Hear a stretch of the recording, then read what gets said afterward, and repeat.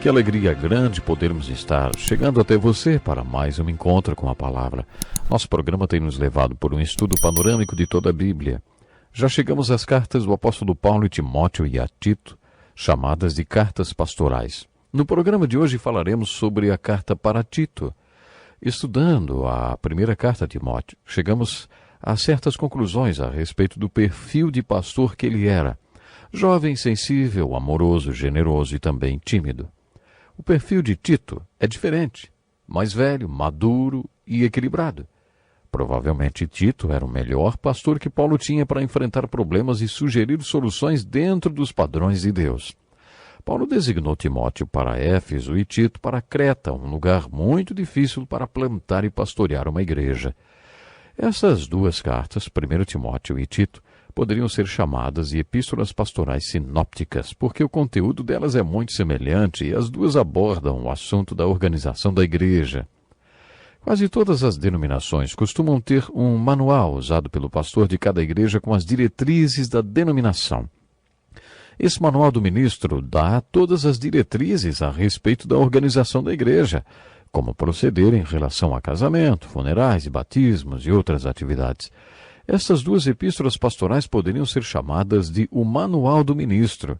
A carta de Paulo a Tito é muito semelhante à primeira carta a Timóteo, exceto pela falta do toque pessoal que observamos na carta de Paulo a Timóteo. Aparentemente, a relação de Paulo com Tito era mais impessoal. Eles não deviam ser tão amigos, mas Tito era, provavelmente, o homem mais bem preparado para enfrentar situações problemáticas. A ênfase da carta de Paulo a Tito é líderes santos para uma igreja santa. Nessa carta, Paulo parece dizer: Tito, a única maneira de plantar uma igreja em Creta é com líderes tementes a Deus, que terão cuidado com a doutrina e viverão em santidade. Esse parece ser o tema central deste manual do ministro. Já comentei com você sobre a dificuldade da tarefa que Paulo incumbiu a Tito. Por causa dessa incumbência tão difícil, podemos concluir que Tito devia ser uma pessoa madura, um pastor sensato, também um bom negociador, muito bom para questões de reconciliação e situações delicadas. No capítulo 1, versículo 5, Paulo escreveu para Tito: a razão de tê-lo deixado em Creta foi para que você pusesse em ordem o que ainda faltava e constituísse presbíteros em cada cidade, como eu o instruí. Tito, que resolvia os problemas para Paulo, foi designado para consertar um problema na igreja. Houve um problema em Corinto. Tito foi enviado para Corinto. Houve problemas em Creta. Tito foi enviado para Creta. No capítulo 1, temos a impressão que o problema na igreja de Creta era o mesmo enfrentado por Paulo em muitos lugares, como, por exemplo, na Galácia. Famílias inteiras se desviaram da graça de Deus porque judeus pregaram que eles deveriam manter a lei de Moisés para ser salvos, ou seja, ser circuncidados. Também havia pessoas em Creta que ensinavam falsas doutrinas porque queriam tirar dinheiro dos convertidos. Esses eram alguns dos problemas que Paulo queria que Tito tratasse. Como grande parte do conteúdo da carta de Tito assemelha-se ao conteúdo de 1 Timóteo, não será necessário repetir alguns trechos, como as qualificações dos bispos e pastores que já vimos em 1 Timóteo. Mas quero destacar que Paulo fez exortações importantes. Por exemplo, para os puros todas as coisas são puras, mas para os impuros e descrentes nada é puro. De fato, tanto a mente como a consciência deles estão corrompidas. Eles afirmam que conhecem a Deus, mas por seus atos o negam. São detestáveis, desobedientes e desqualificados para qualquer boa obra. Esta é uma palavra forte de Paulo a Tito. A beleza e outras coisas estão nos olhos de quem vê. Para o puro, todas as coisas são puras, mas para aquele cujo coração é impuro, tudo é impuro. No capítulo 2, versículos de 11 a 15, encontramos a essência e a beleza da mensagem de Paulo a Tito. Porque a graça de Deus se manifestou salvadora a todos os homens. Ela nos ensinou a renunciar à impiedade e às paixões mundanas e a viver de maneira sensata, justa e piedosa nesta era presente, enquanto aguardamos a bendita esperança, a gloriosa manifestação de nosso grande Deus e Salvador Jesus Cristo. Ele se entregou por nós a fim de nos remir de toda maldade e purificar para si mesmo um povo particularmente seu, dedicado à prática de boas obras. É isso que você deve ensinar, exortando-os e repreendendo-os com toda autoridade. Ninguém o despreze. Você já viu alguma igreja que se chamasse a Igreja da Manifestação? Eu já. Podemos dizer que a igreja definida por Paulo na sua epístola a Tito poderia ser chamada de a Igreja das Duas Manifestações. Nesse trecho, Paulo fala sobre duas manifestações e diz que a igreja foi feita para existir entre elas. Paulo escreveu: a graça de Deus se manifestou salvadora a todos os homens. Paulo estava se referindo à manifestação de Jesus no seu primeiro advento. O nascimento de Jesus Cristo em Belém é chamado de a encarnação de Deus. Deus veio em carne, toda a carne viu a salvação de Deus enquanto Jesus Cristo viveu sobre a terra durante 33 anos. Paulo chama isso de uma manifestação de Deus.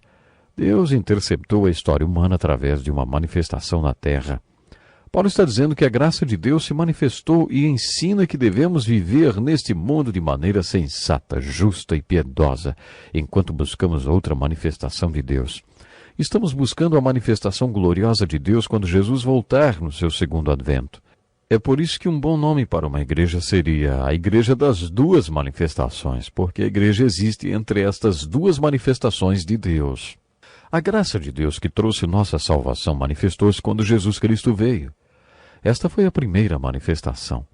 O Novo Testamento fala 380 vezes que Deus vai se manifestar outra vez através de Jesus Cristo. Jesus Cristo vai voltar outra vez. A igreja existe entre estas duas manifestações.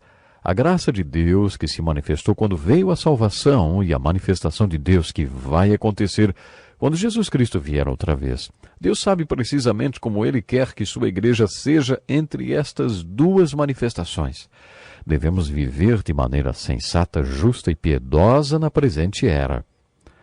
Na primeira manifestação de Cristo, Deus nos trouxe salvação.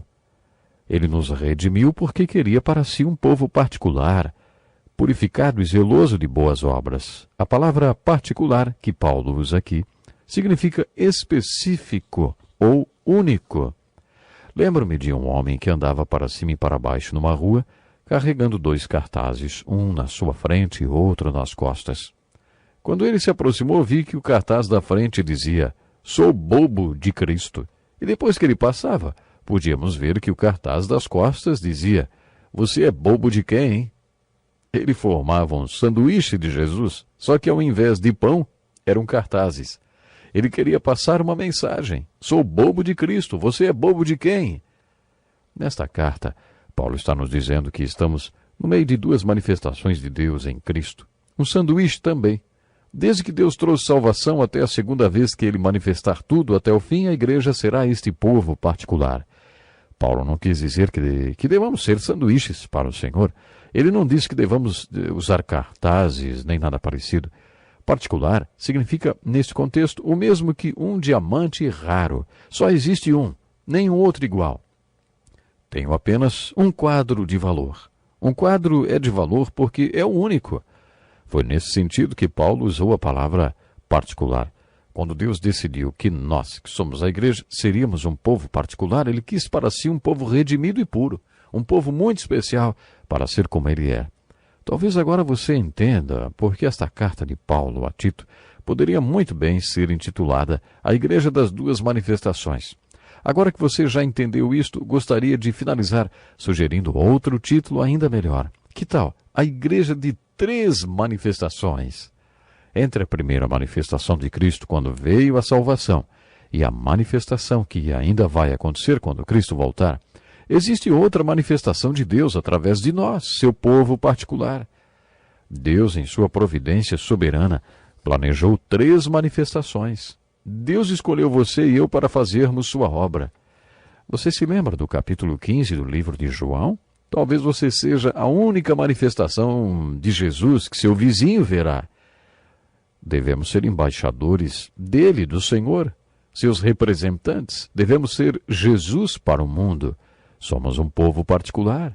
A ênfase que Paulo dá nesta carta é que o povo particular de Deus, que compõe a Igreja de Cristo, deve zelar pela sua doutrina vivendo de maneira santa. Deus manifestou, Deus vai manifestar e Deus se manifesta através de nossas vidas, seu povo particular, todos os dias. Esta manifestação atual de Deus através da sua Igreja pode ser assim descrita. Estamos escrevendo um evangelho, um capítulo a cada dia, através daquilo que fazemos e dizemos.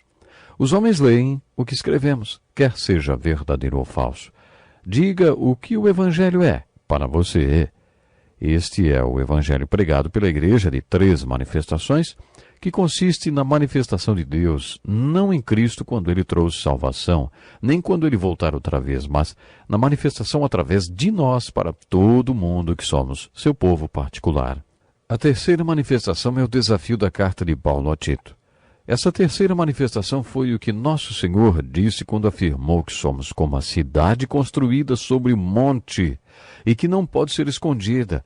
Jesus definiu claramente esta terceira manifestação quando disse que devemos ser como a candeia que ilumina toda a casa. Jesus definiu esta terceira manifestação quando disse que devemos deixar nossa luz brilhar para que os homens vejam as nossas boas obras e glorifiquem a Deus Pai que está nos céus. Jesus definiu esta terceira manifestação quando disse que somos o sal da terra. Jesus definiu esta terceira manifestação quando nos disse, no capítulo 15 de João, que ele nos escolheu e para que demos frutos que permaneçam. Jesus definiu esta terceira manifestação quando nos disse que ele é a videira à procura de ramos. Ele é a videira e nós somos os ramos. Sem ele nada podemos fazer, mas sem nós ele nada fará. Jesus definiu a terceira manifestação quando mostrou em João capítulo 15 todas as razões por que devemos ser frutíferos. Infelizmente, o meu tempo acabou, mas antes de encerrar o programa, quero deixar com vocês este pensamento. Deus tem planos maravilhosos para a sua vida porque você faz parte do seu povo particular.